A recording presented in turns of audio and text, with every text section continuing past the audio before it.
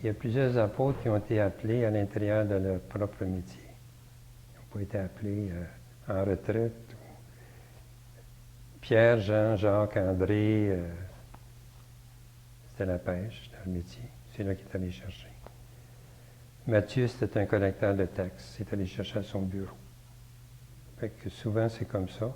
Dieu m'appelle dans mon travail, mon occupation. Il m'appelle dans ma réalité personnelle, y compris dans mes amours, dans mes projets, dans mes études, dans mes amis.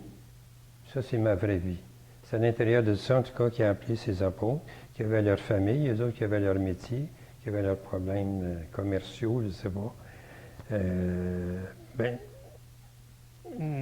Nous autres aussi, on est appelés dans notre réalité personnelle, avec nos amours, nos familles, nos projets, nos études, nos amis. C'est à l'intérieur de ma vie. Bien, voilà, c'est aussi un appel de Jésus. Suis-moi. Suis-moi.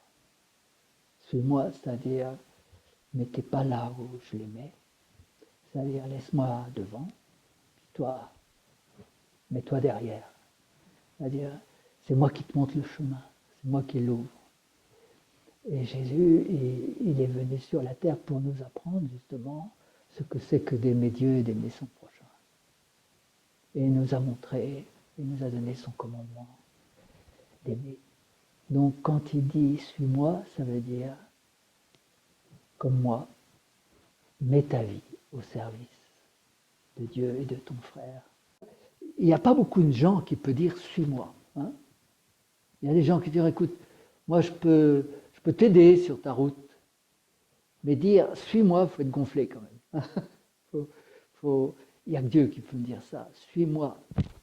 C'est vraiment moi qu'il faut... Les parents disent ça à leurs enfants, mais à un certain âge, il va falloir qu'ils les laissent courir. Hein.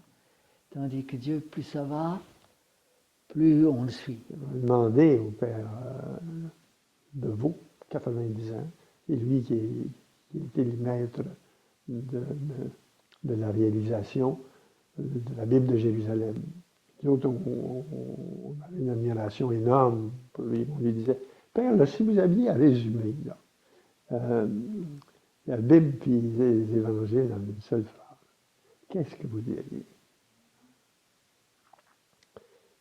Moi, je pense que c'est très juste. Puis, il dit, c'est Dieu qui t'a dit, vas-y mon cœur, vas-y ma fille, sois bon, sois juste, toujours être avec toi. Ça, c'est le résumé. Alors donc, c'est suivre Jésus, c'est ça. Est-ce qu'on posera aujourd'hui la question à tous les croyants, es-tu disciple ou es-tu croyant? D'habitude, on se demande, es-tu croyant? Et tout le monde va dire, mais oui, je crois en Dieu. Et quand tu poses la question, es-tu disciple de Jésus? Je suis convaincu que les gens vont dire, oui, attends, mais qu'est-ce que tu veux dire par cette question? Alors, être chrétien, c'est être disciple, c'est équivalent. Mais je crois que par le fait qu'aujourd'hui, souvent être chrétien, ce n'était pas une décision personnelle, ça devient flou.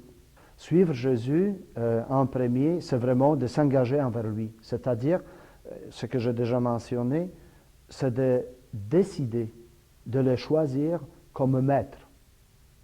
Parce que si je demande, es-tu un disciple? Quelqu'un va dire oui, mais où est ton maître? Il n'y a pas un disciple s'il n'y a pas de maître. Donc, suivre Jésus, ça signifie de s'engager sur cette route d'avoir un maître. Évidemment, qui a le cœur de Jésus-Christ, qui agit comme Jésus-Christ. Et suivre Jésus, ça signifie d'agir comme lui, vivre comme lui, être comme lui. Qu'est-ce que suivre Jésus-Christ? Se faire comme lui. Comme Jésus va dire, comme le Père m'a envoyé, moi aussi je vous envoie.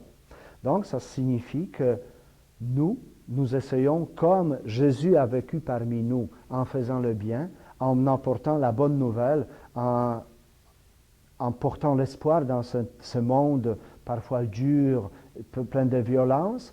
Jésus, qu'est-ce qu'il a fait? Il a porté l'amour. Et le chrétien, s'ils sont vraiment ses disciples, ils vont porter l'amour, ils vont faire comme lui. Et ce qui va se passer, la même chose qui s'est passée avec les disciples de Jésus. En les voyant, les gens ont dit, mais ce sont les chrétiens parce qu'ils font comme le Christ.